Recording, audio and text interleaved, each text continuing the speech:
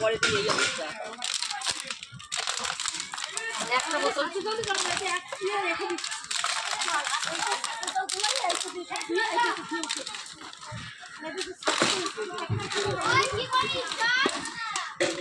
Hi guys, তাকান।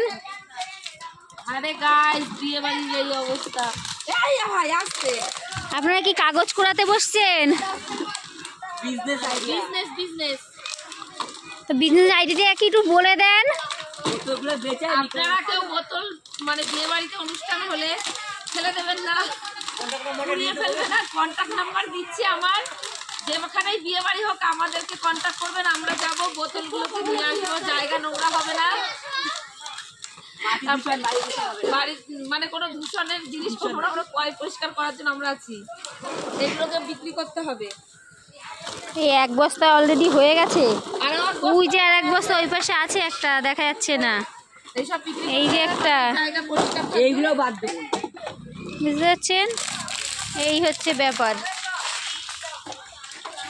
এই